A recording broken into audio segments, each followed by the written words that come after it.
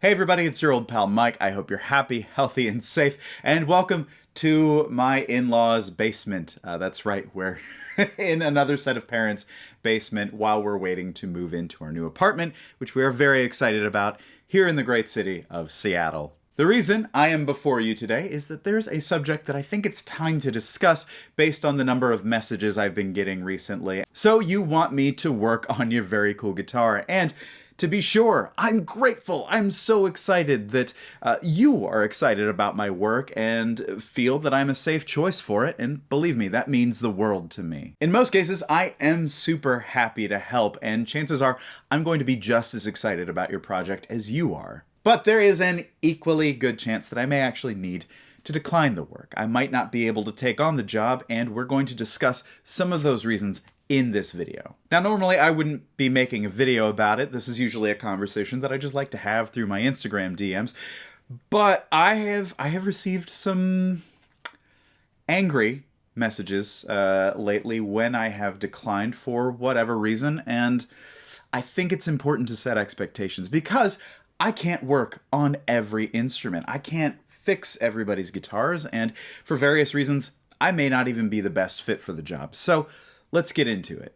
The first reason that I might decline the work that you're offering me is one of distance in shipping. Simply put, guitars are often made of wood, an organic material that can be unpredictable when it comes to shipping a guitar from one state to the next. And if where you live differs wildly from where I live in both heat and humidity, that can spell disaster for some of the adjustments that I'm likely to make. Thinking back, I have had some great successes with shipping guitars across borders and state lines, and most often the guitars arrive in good condition and just as playable as when they left me. However, I can also think of examples of a guitar arriving in a completely different state, figuratively and literally. Now, sometimes that could just mean that it needs some adjustment after the fact. The action might not be the same, or the neck might have quite a bit more relief than when I set it up. However, in a few cases, you send a guitar back and the person thinks that automatically you did a bad job. And I don't want to be responsible for your disappointment,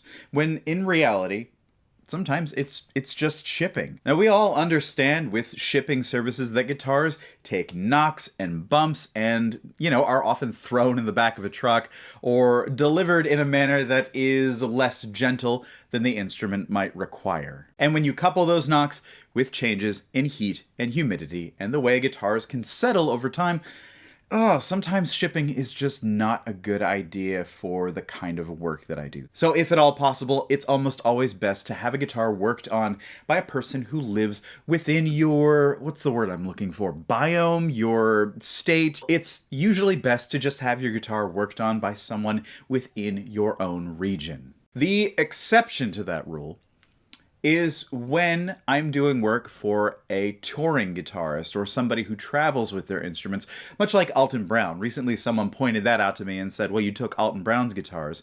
But the thing is, Alton plays guitar on his live shows. He understands better than people who just play at home what heat and humidity changes can do to a guitar. So I felt confident that I could send him back his guitars with measurements of the action, the relief, all of that good stuff, and he would be able to address any changes that might need to be made. So let's say that you are indeed within my region, which is now the Pacific Northwest, and you want me to work on your guitar. Well, another reason that's in play here is one of time and selectivity. Since I've now rejoined Mike and Mike's Guitar Bar in Seattle, I'm actually no longer a full-time guitar tech, and so the amount of time I have to work on instruments is drastically reduced. Now, this doesn't mean that I'm not taking any jobs, it just means that the amount of jobs I can take is a lot less than it used to be. And to be sure, for every guitar you see me talk about on this channel, there are 2 or 4 or 10 that you might not be seeing because those were very routine jobs, or I had to get them done quickly,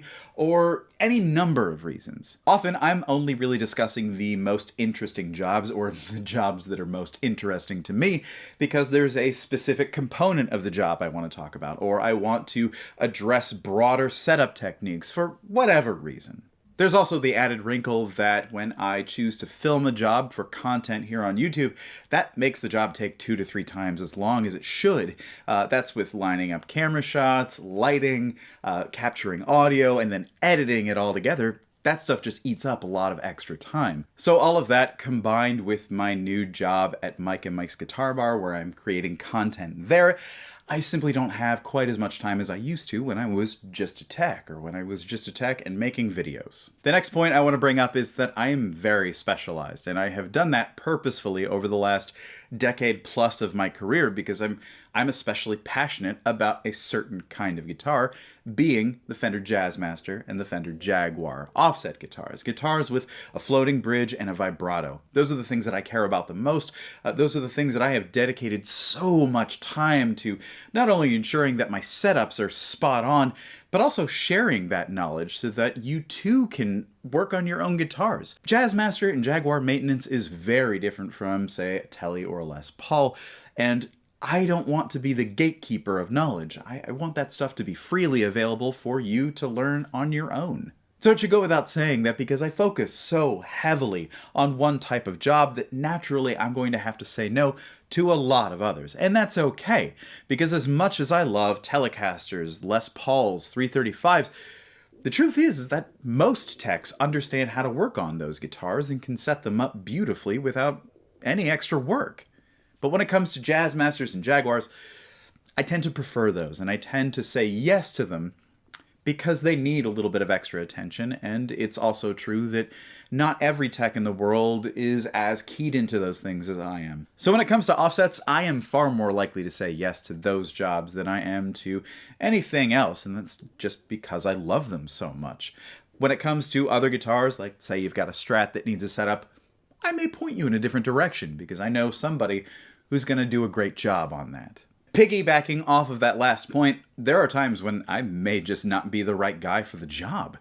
For example, I have repaired tons of old Gretsch guitars with deteriorated binding. That happens over time, and I feel like I'm pretty good at that. But my buddy Troy Anderson at Chicago Fretworks is an expert in that, and his refrets are incredible. So I might point you there instead if you've got a guitar that has off-gassed binding. Maybe I can do that, but generally, I don't know. He's a genius. He's an expert. I'm just going to shove that repair work over to him. And the same thing goes for refinishes. One of the proudest moments of my guitar tech career was completely restoring that 1969 Gibson SG that you've heard me talk about in some videos. That guitar I bought as an oversanded husk, no parts, breaks and cracks and all of that good stuff. And over the period of a couple months, I sanded it back to good health. I refinished it. I got all the right vintage parts for it, and now it lives in Canada with my friend Derek. That guitar came out great. I could not be happier with the look of that cherry finish. I'm immensely proud of it. But that doesn't mean that that's the only kind of work I want to do. And to be completely honest, there are so many people that I would rather you spend your money with for a good refinish. Like, if you want a Fender custom color from the 60s, my buddy Joe Riggio is the exact perfect person for that job. His metallics are fantastic. His solid colors are beautiful. Like, he gets it. I mean, hell, his sunbursts are spot on, too. You can actually identify what year the guitar was based on the sunburst, and that's wonderful. So you've got a Gibson. Well, Joe does great Gibson work. Gordon Miller does great Gibson work. There are so many other people who are far more skilled and talented and have more access to paint than I will ever have. So I'm a lot more likely to suggest one of my friends for that than take it on myself, because I know I have limitations. So the overall point here is that sometimes I just might not be the right person for the job, but I will be more than happy to point you to someone that I think might be. My next point is one that's a little tricky to talk about, and that is that I may disagree with the fundamental premise of the job, and let me explain what I mean. Recently, I was contacted by a person who bought a Fender Jaguar off of Reverb, and they got a guitar with a vintage neck and a homemade body. And it looked cool. It could be a very cool instrument, But they were reaching out specifically to have me correct a bunch of things that were wrong with his body. The string alignment was way off. The body contours were wrong. None of the parts quite fit the body, because even though it was billed as being vintage correct, it clearly was not patterned off of a real Fender body. It was, I hate to say it, but it was a bit of a mess. And so they were contacting me to see if I could fix all of those things. But the longer that I looked at this guitar body, the more issues started cropping up. It was like little pins on a map. Here's a problem, here's a problem, here's something that's going to need to be fixed. And that amount of work, coupled with the amount that I charge for my work, because again, I am expensive and I think I'm worth it. But it started to become clear to me that that money might be better spent just getting a new body without any of those problems. Because truly, and I have said this so many times, the hardest part of a repair job is often correcting someone else's mistakes. And there is a point of diminishing returns where the more work you put into a body that was homemade and maybe not made with a template or aligned properly, sometimes it just makes a lot more sense to get a new body with no issues that is ready to go. And so that's what I suggested.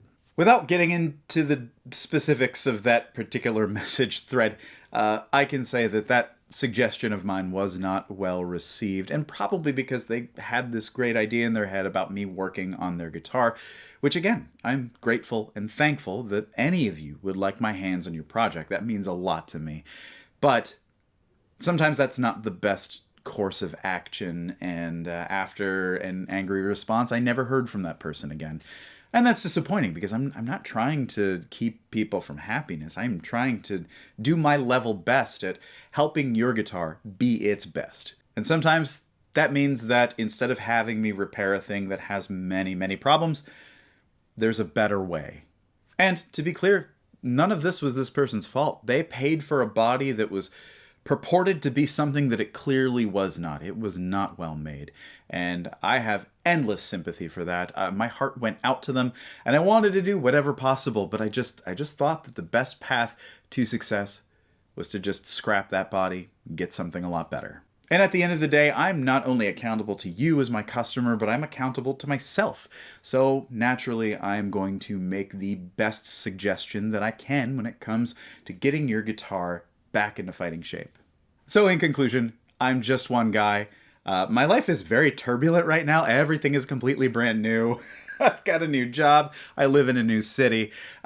Everything is a little bit up in the air for me right now. But even if that weren't the case, I simply can't work on every instrument offered to me. And while I'm going to do my best to help you get satisfaction, the fact remains that sometimes I gotta say no. But this video doesn't mean that I don't want you to ask, because I love hearing about your projects. I love being able to suggest pickups or tuners or what have you. I love that you want my opinion on things. It means a lot. So yes, keep the job offers coming. I would love to take a look at all of them, and I will say yes to the ones that I think I can manage to find time for.